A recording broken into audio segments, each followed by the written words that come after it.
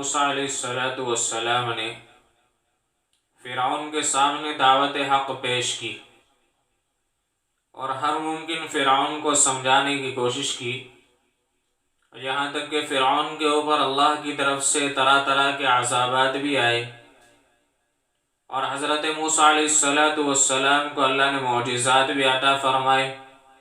فرعون نے تمام چیزوں کو اپنی آنکھوں سے دیکھا، مگر عذابات آنے کے بعد بھی، معجزات دیکھنے کے بعد بھی وہ ایمان نہیں لایا۔ فَكَذَّبَ وَأَبَى، اس نے تمام معجزات کا اور تمام چیزوں کو جھٹلایا اور انکار کر دیا کہ میں ایمان نہیں لانے والا۔ بہرحال جب حضرت موسیٰ علیہ السلام نے تمام چیزیں دکھا کر اور اسے طرح طرح سے سمجھایا تو اس نے کہا یہ کوئی معجزہ نہیں ہے، بلکہ یہ تو ایک جادو ہے، جو آپ دکھا رہے ہیں یہ جادو ہے، اور ایسا جادو تو ہم بھی کرا سکتے ہیں۔ فَلَنَأْتِيَنَّكَ بِسِحْرٍ مِثْلِهِ، اور ہم بھی ایسے جادوگر بلا کے اس طرح کے جادو دکھا سکتے ہیں، اس طرح کے کرتب دکھا سکتے ہیں۔ تو بہرحال فرعون نے کہا چلو ٹھیک ہے، ایک مقابلے کا وقت متعین ہو جائے، آپ بھی دکھانا اور ہم بھی دکھائیں گے کہ یہ جادو ہے، ثابت ہو جائے گا۔ بہرحال فرعون نے ہر جگہ اعلان کرا دیا اور کہہ دیا کہ جہاں جہاں جتنے بھی جادوگر ہیں ہر جگہ سے جادوگروں کو بلایا جائے۔ تو بعض روایت میں لکھا ہے کہ جادوگروں کی تعداد 70,000 تھی، بعض روایت میں لکھا ہے 80,000 تھی، یہاں تک کہ تفسیر قرطبی کے اندر لکھا ہے کہ جادوگروں کی تعداد 9 لاکھ تھی، اور ان کا جو سردار تھا وہ ایک اندھا جادوگر تھا۔ بہرحال جب وہ وقت آ گیا مقابلے کا اور دیکھنے کے لیے بھی ایک بڑا مجمع وہاں پر جمع ہوا، تو حضرت موسیٰ علیہ السلام وہاں پہنچے اور وہ جادوگر بھی ایک بڑی تعداد میں وہاں پہنچے۔ مقابلہ شروع ہونے سے پہلے جادوگروں نے ایک مشورہ کیا اور سب ایک جگہ جمع ہوئے۔ اللہ تبارک و تعالیٰ کا کرم، اللہ تعالیٰ کی قدرت ہے، اللہ جسے چاہے ہدایت سے نواز دیتے ہیں اور اللہ جسے چاہتے ہیں اسے ہی ایمان کی دولت سے نوازتے ہیں۔ فرعون نے جادوگروں کو بلایا اس مقصد سے تاکہ موسیٰ علیہ السلام کو نعوذ باللہ جھوٹا ثابت کرے اور اپنی خدائی کا دعوی پیش کرے۔ حضرت موسیٰ علیہ السلام تو چونکہ اللہ کے پیغمبر تھے، بغیر جھجک بغیر ڈرے وہاں پر پہنچے۔ تو اللہ کا کرم ایسا ہوا، جن جادوگروں کو فرعون نے خود بلایا تھا وہی جادوگر کچھ وقت پہلے کافر بن کے موسیٰ علیہ السلام کا مقابلہ کرنے کے لیے آئے تھے، موسیٰ علیہ السلام کو جھوٹا ثابت کرنے کے لیے آئے تھے، لیکن اللہ تبارک و تعالیٰ نے انہیں ایمان کی دولت سے نواز دیا۔ اب کچھ دیر کے بعد وہی جادوگر سجدے میں گر گئے اور اللہ کے اوپر ایمان لے آئے۔ انہوں نے کہا آمنا برب ہارون و موسیٰ، تو یہ اللہ کا کرم ہے، اللہ کی قدرت ہے، اللہ جسے چاہتے ہیں ایمان کی دولت سے نواز دیتے ہیں۔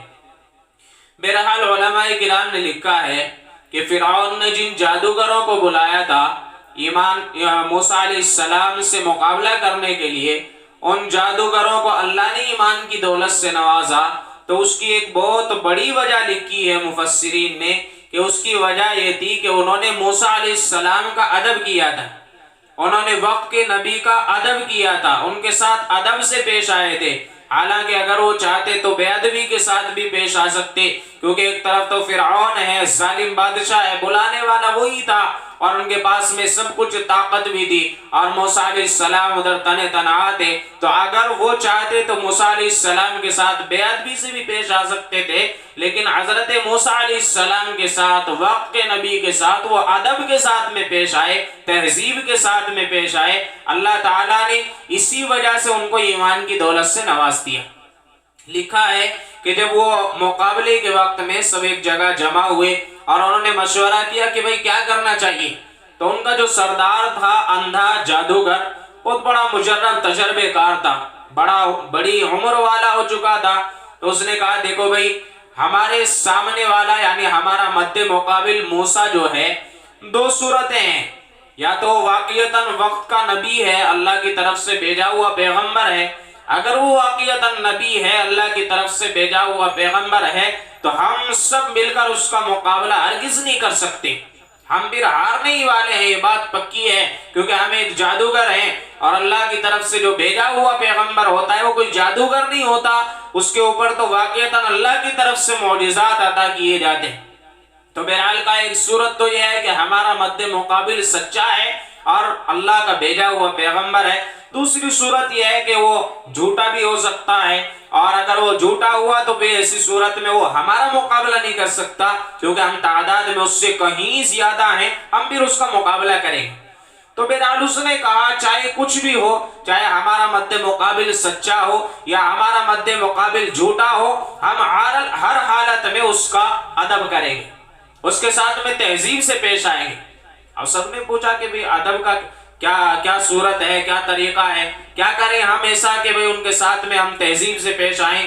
تو اس اندھے جادوگر نے ان کو رائے دی کہ بھئی دیکھو، ہم ان سے پہلے اجازت طلب کریں گے اور ان سے ادب کے ساتھ میں اس طرح پیش آئیں گے کہ ان سے ہم کہیں گے کہ آپ اجازت دیں ہمیں۔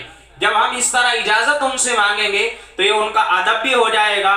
اگر ہم ہار گئے تو چونکہ ہم نے ان کا ادب کیا ہوگا، اس لیے ہمیں کوئی نقصان نہیں ہوگا، اور اگر ہم جیت بھی گئے تو ہم نے ادب کیا ہے تو اس میں کوئی نقصان تو ہونے والا نہیں ہے، نہ کوئی ہماری عزت میں کمی ہونے والی ہے۔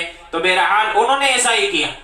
حضرت موسیٰ علیہ السلام کے پاس سب مل کے گئے اور جا کے انہوں نے پہلے اجازت مانگی۔ کہا قالوا یا موسیٰ اما ان تلقیا و اما ان نکون اول من القا۔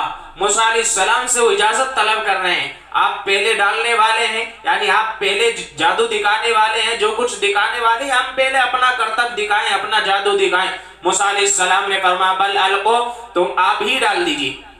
تو بہرحال اس طرح وہ پہلے موسیٰ علیہ السلام کے ساتھ ادب سے پیش آئے، یعنی انہوں نے اجازت طلب کی ہے کہ آپ پہلے کریں گے یا ہم پہلے کریں۔ تو یہ اجازت طلب کرنا، یہ ادب کرنا اللہ کو پسند آیا، اسی وجہ سے اللہ تبارک و تعالیٰ نے انہیں ایمان کی دولت سے نواز دیا، اور وہ جو جادوگر موسیٰ علیہ السلام کا مقابلہ کرنے کے لیے فرعون نے بلائے تھے، اب وہ خود جادوگر موسیٰ علیہ السلام پر ایمان لائے اور اللہ تبارک و تعالیٰ کے سامنے سجدہ کیا، اور فرعون جھوٹا ثابت ہوا اور موسیٰ علیہ السلام کی نبوت ثابت ہوئی۔ تو بہرحال ادب اتنی بڑی چیز ہے، ہر انسان کو ادب